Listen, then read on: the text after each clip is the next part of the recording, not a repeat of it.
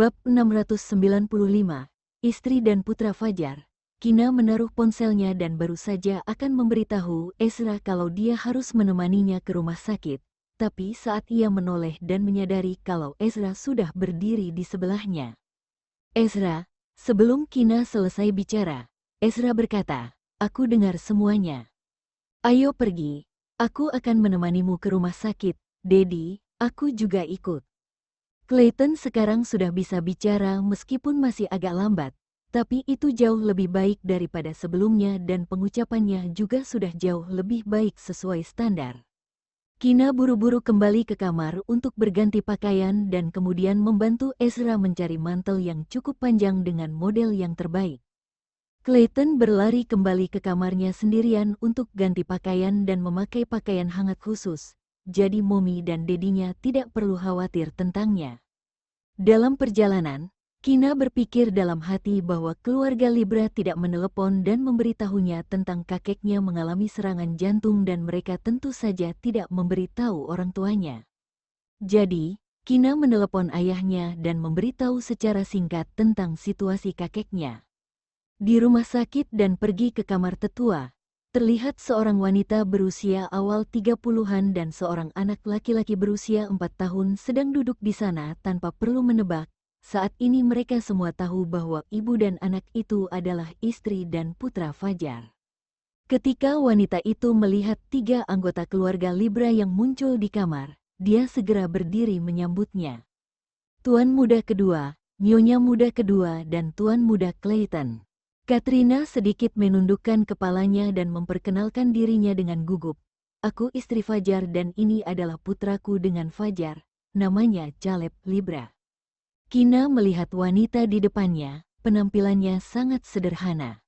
Ia memakai makeup tipis dan pakaian yang dikenakannya juga sederhana, harganya juga tidak terlalu mahal, temperamennya lemah lembut, tidak seperti wanita bangsawan yang biasanya berpakaian mewah dan sombong.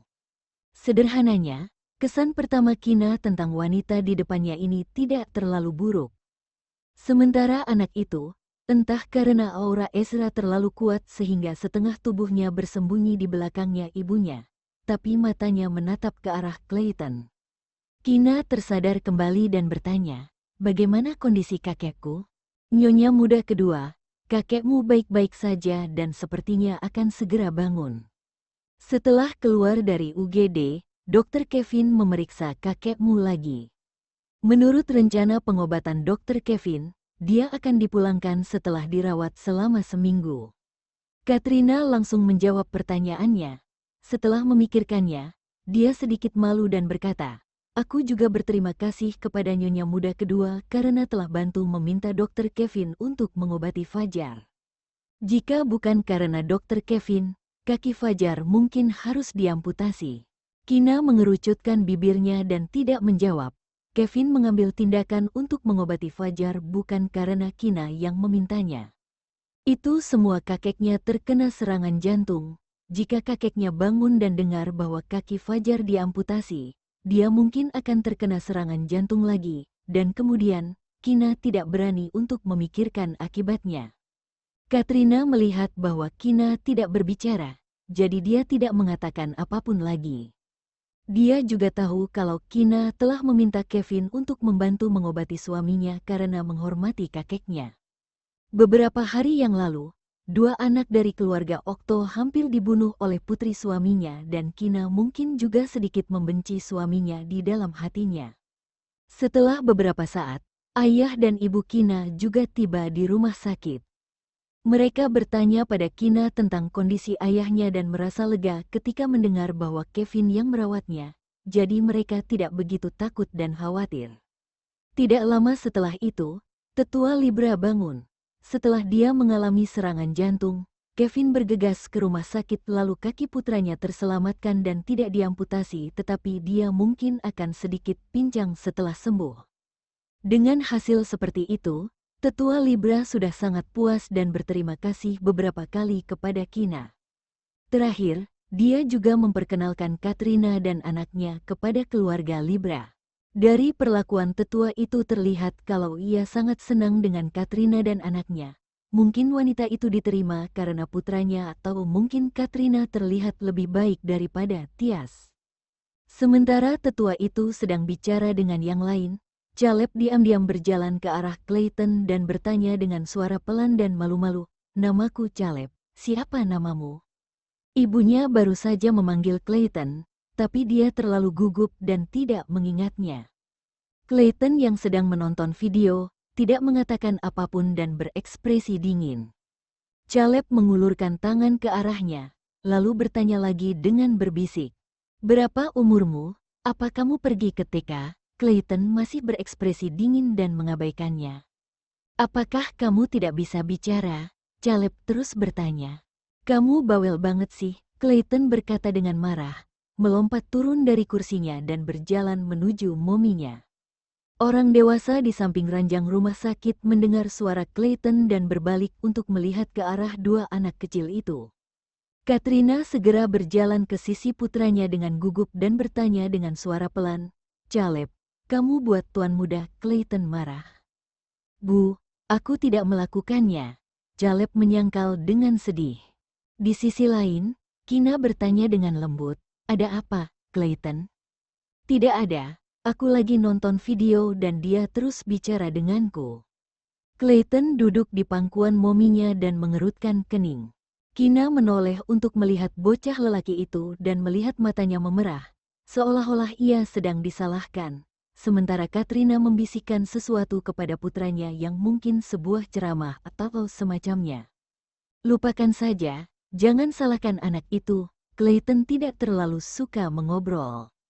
Kata Kina pada Katrina, nyonya muda kedua. Caleb bilang dia hanya mau mengobrol dengan tuan muda Clayton dan tidak menggertak tuan muda Clayton. Dia tidak tahu kalau tuan muda Clayton tidak suka mengobrol, "Maaf." Katrina sedikit gugup dan meminta maaf dengan tulus.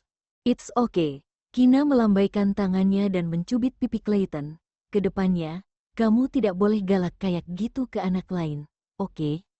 Terlepas dari fakta kalau wanita itu dan anaknya adalah istri dan anak Fajar, dia masih menganggap Katrina adalah wanita yang baik. Katrina tidak memprovokasinya, jadi tentu saja Kina tidak akan memusuhi orang tanpa alasan.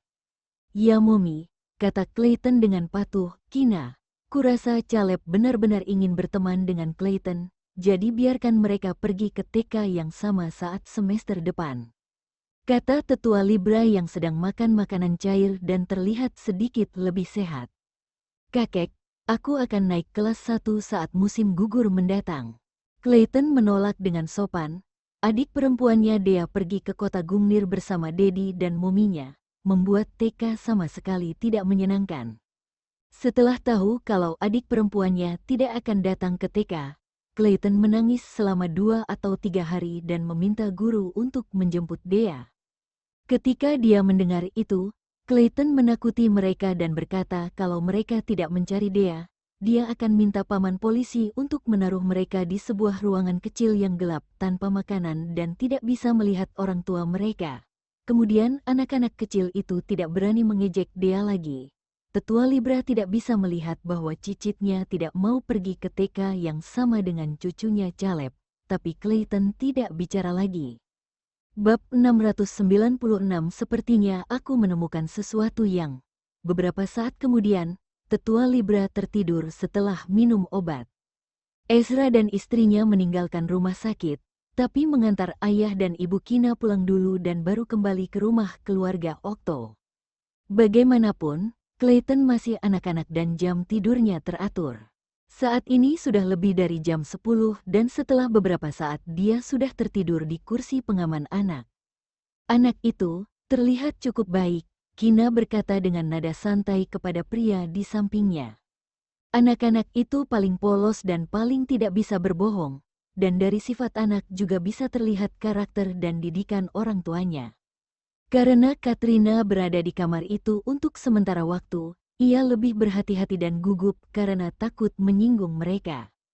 Meskipun Katrina takut pada mereka, tetapi ia tidak sengaja berniat untuk mengambil hati mereka.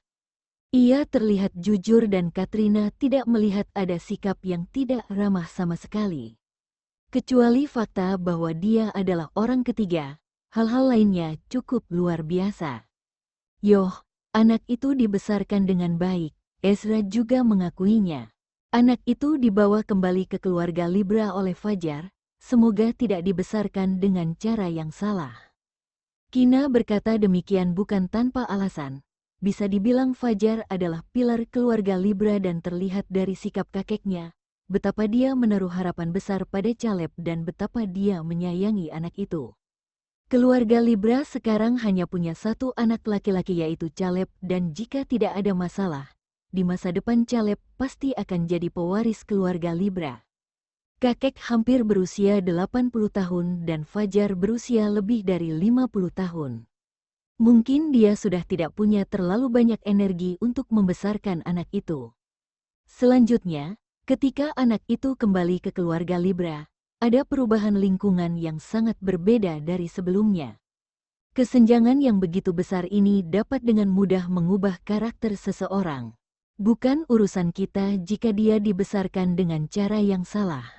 Kita hanya perlu membesarkan Clayton dengan baik. Ezra tersenyum tipis dan melalui kaca spion melihat putranya sedang tidur di kursi pengaman. Ekspresi Ezra terlihat penuh dengan kelembutan. Ya, yang penting kita membesarkan Clayton dengan baik. Kina menjawab sambil tersenyum. Setelah selesai bicara, ia menoleh dan melihat si kecil yang tidur nyenyak di kursi belakang. Hatinya tiba-tiba menjadi hangat dan dipenuhi kasih sayang. Tiba di rumah keluarga Okto, Ezra menggendong Clayton yang sedang tidur kembali ke kamarnya, karena sebelum pergi ke rumah sakit Clayton belum mandi. Sekarang putranya tertidur, jadi Ezra harus membantu putranya mandi. Saat sedang mandi, Clayton yang setengah tertidur, merasa seperti boneka kecil saat Daddy memintanya untuk duduk, menyuruhnya angkat tangan dengan mata yang terus terpejam. Ketika selesai mandi, Ezra berkata, berdiri, dan kemudian menarik putranya itu keluar dari bak kamar mandi untuk berdiri. Dan tangan kecil Clayton memeluk leher dedinya dengan erat, badannya basah kuyup dan menempel di tubuh dedinya. Ezra menggendongnya dengan satu tangan dan menarik handuk yang besar dengan tangan lainnya untuk membungkus putranya dengan erat. Sekarang Daddy membantumu mandi dan di masa depan kalau Daddy sudah tua, giliranmu untuk memandikan Daddy. Dia berkata dengan senyuman yang lembut, lalu keluar kamar mandi sambil menggendong Clayton. Ya, Clayton masih memejamkan mata, dengan nada yang mengantuk dan tubuhnya terbaring lemas di gendongan dedinya. Setelah beberapa detik, putranya berkata dengan mengantuk dan malas, Daddy, I love you. Ezra terkekeh, Daddy juga cinta Clayton. Ia meletakkan putranya di sofa dan menyeka air dari rambutnya dengan handuk, lalu mengambil hair dryer untuk mengeringkan rambutnya dengan lembut.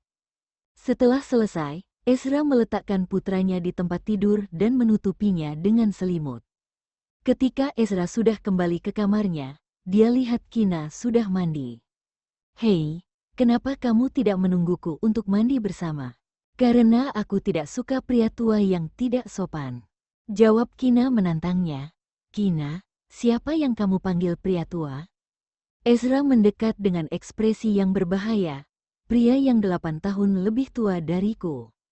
Setelah menggoda pria yang seperti harimau, dia langsung naik ke tempat tidur dan membungkus dirinya erat-erat dengan selimut. Ekspresi Ezra berubah jadi berbahaya dan dia segera berlari ke tepi tempat tidur dan menindih Kina. Suamimu tua atau besar, kamu bisa tahu setelah kamu mencobanya. Ezra menatap dari atasnya dan berkata dengan ambigu. Emangnya bisa dicoba? Kina berkedip dengan rasa ingin tahu dan tidak mengerti artinya. Ezra 8 tahun lebih tua atau 8 tahun lebih besar darinya dan dia masih meminta Kina untuk mencobanya supaya paham.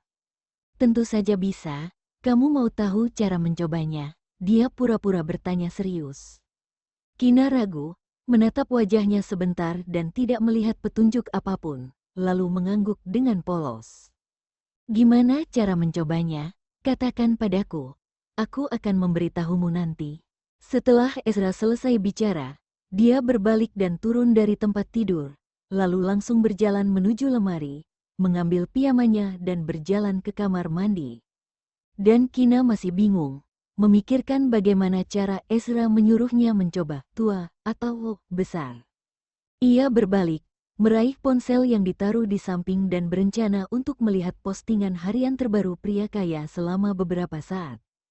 Tidak lama setelah dia membuka postingannya, Kina melihat pria kaya itu memposting foto makanan yang lezat saat larut malam untuk balas dendam. Saat melihat foto-foto yang sangat enak dan mengunggah selera, Kina menelan ludahnya dan kemudian ingin marah di postingan pria kaya itu.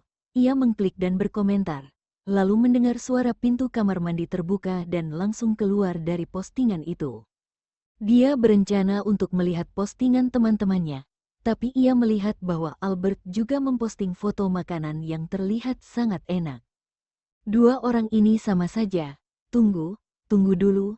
Kina terdiam selama 3 detik dan dengan memperhatikan foto yang diposting Albert dengan teliti, Kina selalu merasa bahwa foto makanan itu sangat familiar. Kemudian teringat oleh foto-foto yang diposting oleh pria kaya itu, yang sangat mirip dengan foto yang dikirim Albert. Kina samar-samar bisa merasa sedang menemukan sesuatu yang menakutkan. Dia tidak bisa berpikir untuk sementara waktu dan tidak berani menebak-nebak, segera membaca caption pria kaya itu dengan bingung. 0 mg, ini bukan cuma sangat mirip. Dua orang itu memposting foto yang sama. Berarti pria kaya itu, Ezra sudah mengeringkan rambutnya dan berjalan mendekat, melihat Kina berbaring di tempat tidur dengan ekspresi bingung. Dia mengerutkan kening dan bertanya, "Kina, ada apa?" "Ezra, aku," suara Kina sedikit bergetar. "Sepertinya aku sudah menemukan sesuatu yang menakutkan." "Ada apa?" Ekspresi Ezra tiba-tiba jadi serius karena melihat ekspresi dan nada Kina. Kina bertanya, "Bukannya dulu aku mengikuti postingan terbaru pria kaya di forum XX?" "Yoh, terus kenapa?" Ezra bertanya langsung. Postingan itu dibuat oleh adik ketiganya dan dia biasanya akan melihat ekspresi konyol adik ketiganya saat sedang bersantai setelah bekerja. "Aku menyadari postingan itu sepertinya diposting oleh orang yang kita kenal." Kina berkata dengan sedikit tidak yakin dan bersemangat. "Menurutmu siapa itu?" Ezra mengerutkan kening dan bertanya dengan tenang. "Postingan itu sepertinya dari adik ketigamu," kata Kina, merangkak ke sisinya dan menjelaskan. "Aku baru saja lihat pria kaya ini mengupdate rutinitas hariannya dan aku lihat foto makanan ini dan juga komentar marah di postingan pria kaya itu. Setelah itu, aku lihat postingan teman-temanku dan melihat kalau Albert juga memposting foto makanan yang sama persis dengan yang diposting pria kaya. Kemudian aku berpikir kalau pria kaya itu berhenti update, sepertinya pada saat ada insiden Bella dan beberapa hal lainnya. Sepertinya benar."